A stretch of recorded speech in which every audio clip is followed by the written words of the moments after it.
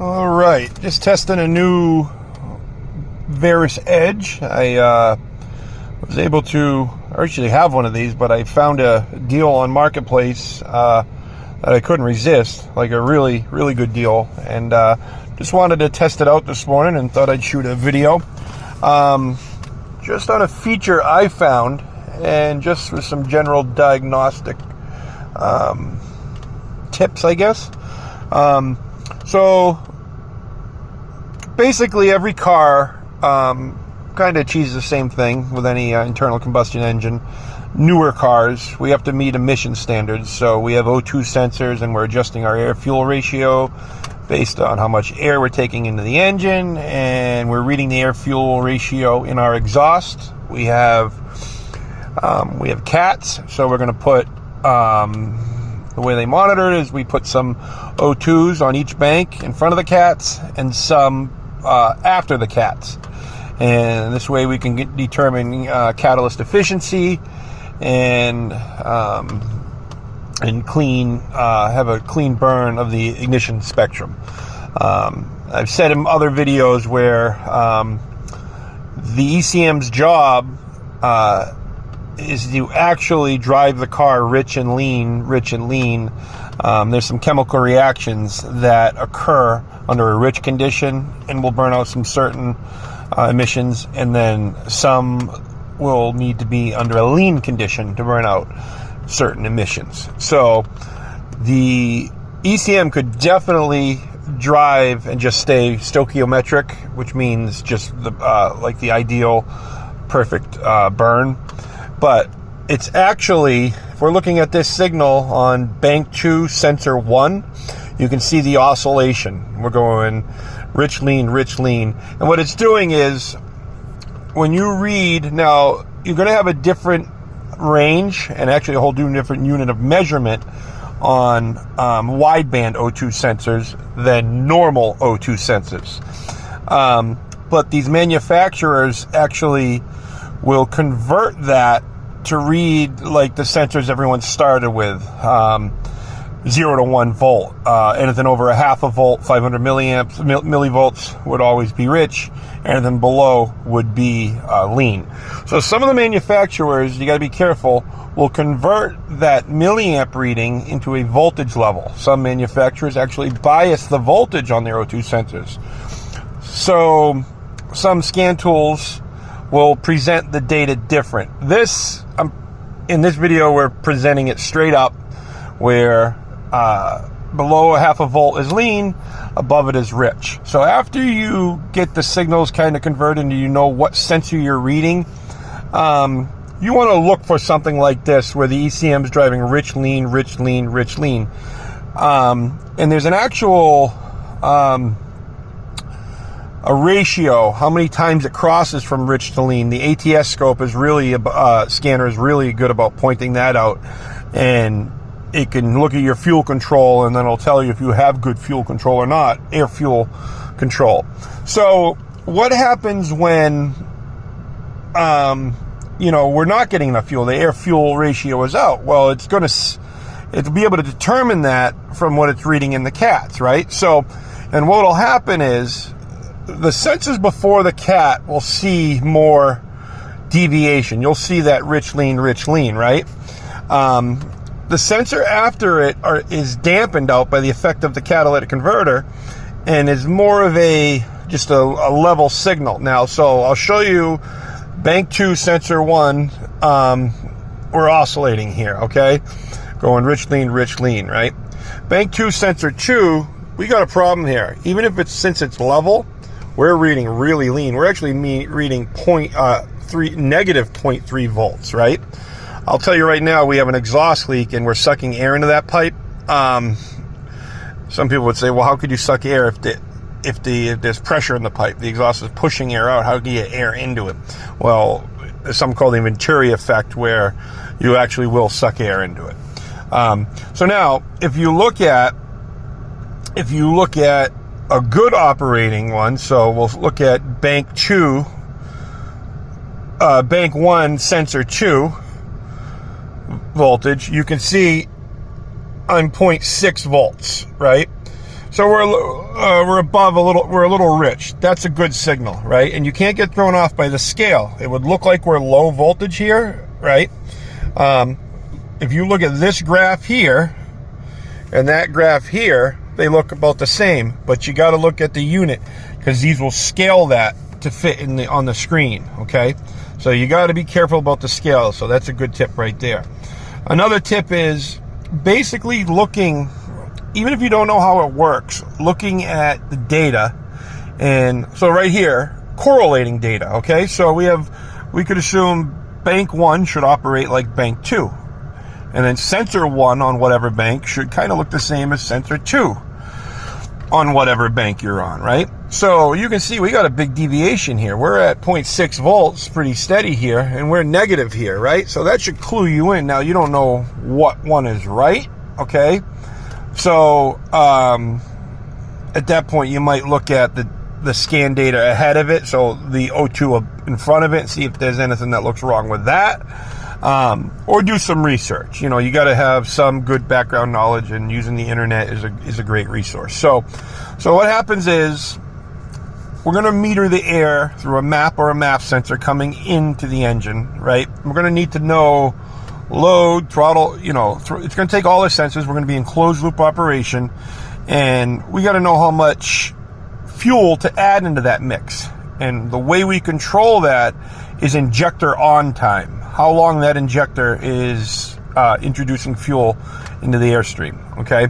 So what we have also, so we can control it that way, but we need to have a fuel trim. We need to know maybe we're lean when we're on low RPM, low load, and then at the higher RPM, we rich it out, or maybe vice versa. At the high RPMs, we start to lean out.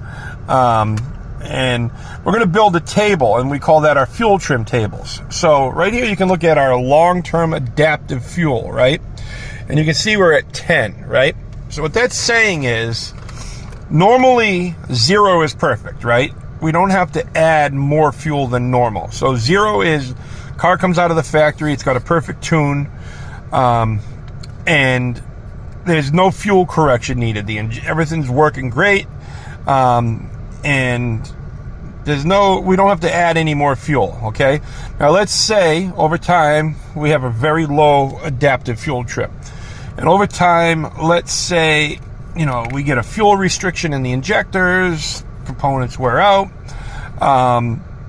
So all of a sudden the computer's noticing, look, I normally got to keep my injector on for a certain amount of time. And you can see the pulse width. This is the pulse width, how long that injector is staying on, okay? And I can goose the throttle. Now I just tapped it and you see it went up, right? So let me just even rev it up. So you can see my injector pulse width goes up. It needs to stay on longer, okay? So that's fine under quick short term, that'll react in your short term, right? But over time, over about a 2-minute period, and I think is what it is, we're gonna add more fuel or take away more fuel depending on the problem, okay? So the short term fuel trim is we're gonna build a table saying under short term I need to add or take away this much fuel. You'll have a negative percentage or a positive percentage. And the car can run fine. If you're up at, 5%, you're adding fuel, that's fine. The car is going to work perfect, but it's telling you something. As the numbers get higher, over 10%, it's saying, hey, there's a problem happening. I got a fuel restriction, or I'm getting too much fuel. It might be, and it could be an air problem too. You can't just look at your injectors. You could have, you could be taking away fuel. You could be negative 10%, negative 15% fuel. We need to take away fuel because we don't have enough air. So we need to get that air fuel ratio right. And if we don't have enough air, well, we need to lower the fuel percentage down, okay? Now, one thing that's very important is other sensors, your MAP, your barometric sensor, any sensor really. We put these throttle position sensor, your coolant temp sensor, they use all these sensors to build that fuel trim map.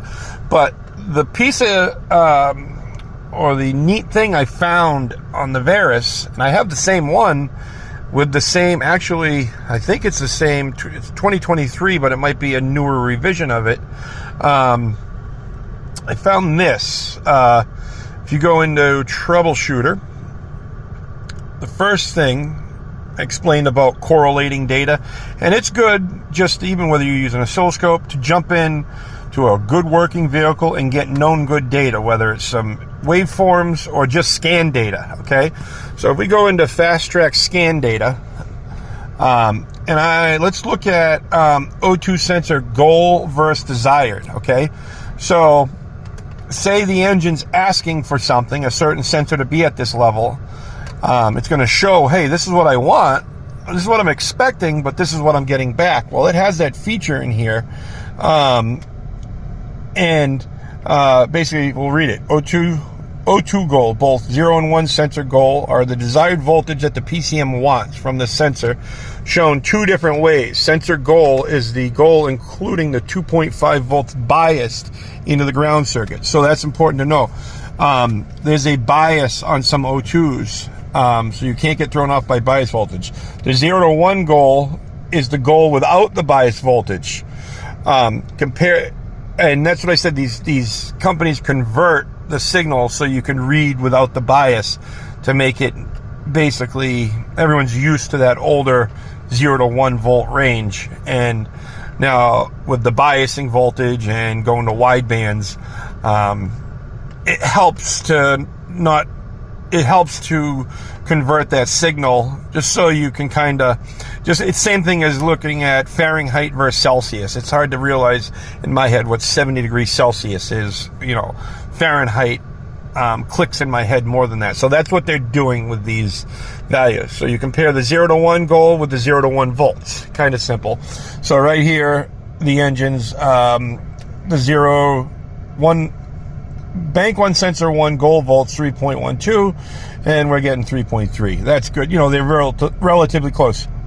Bank 1 sensor 1 goal and actual are close. Here's a deviation. Bank 2 sensor 2 goal volts 2 volts. That's with that bias voltage. Without the bias voltage, it's expecting 0.5 volts, but it's really low right there. It's once in a while hitting it, going above it, then below it. Actually, no, that's right. But if I'm looking at two different values here. So let's look at bank 2 sensor 2 goal versus bank 2 sensor 2 actual. You can see how far out we are. It wants 2 volts, and we're negative 0.47. So that could clue you in. Now, is it the sensor bad? That's where we got to figure out if it's the sensor.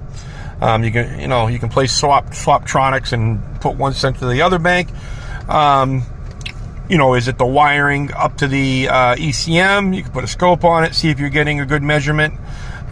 You could refer to the upstream sensor, see if that's operating correctly and maybe throwing things off. Or some people have a 5-gas analyzer. Is it 5-gas? I think it is 5 or 7. They have a gas analyzer that you can actually read actually or fuel data, which is very helpful. That's the next tool on the list. But in this case, an inspection would tell you have an exhaust leak, and just covering up that exhaust leak, it'll drive the air-fuel ratio will come right up. So this is keying us onto an exhaust leak, which is pretty neat. So now, here's our adaptive fuel trim, right? So that's showing our short term on both banks and our long term. And like I explained, the value in the long term will be stored and used each time the map RPM signals go to a specific cell. So it's gonna look at the map and the RPM and tell you this is the fuel trim at that RPM. And where those ATS, my other scan tool, actually builds the map. You can actually look at the cell data, and when you it also has a volumetric efficiency calculator, and it'll tell you the deviation and where it lies at a lower RPM, higher RPM, and that can give you, let's say at a higher RPM, we start to go lean. Well, I'm probably going to look at a restriction somewhere, like a fuel filter restriction, or, bad injectors. So it can key you in kind of to certain where the problem lies, depending on the RPM range. So the load cells, the long-term cells will update after 2 minutes of closed loop operation, and the engine coolant temp is over 160 degrees. The total adaptation to the pulse is short-term plus long-term. Okay, so what that's saying, long-term is broken into 26 cells, each based on a map and an RPM. Cell 24 is used in idle, park neutral, and cell 25 is in long-term. So if I put the car in gear, we're basing our fuel trim off of cell 25. The long-term can adjust the pulse by 33% plus or minus. So like I said, if you're at a fuel trim of 10, 15, whatever, you can be running perfect, plus or minus 15%, let's say. You could be running perfect, but it's keying you onto a problem that you probably want to take care of, because once you get to a point, the ECM's not going to be able to put more fuel into that system. There's a limit to how much fuel we can add or restrict. We can only keep that injector on so long, because that injection cycle only lasts so long, right? We don't want to be injecting in our exhaust stream. So there's only so much we can do with our fuel correction.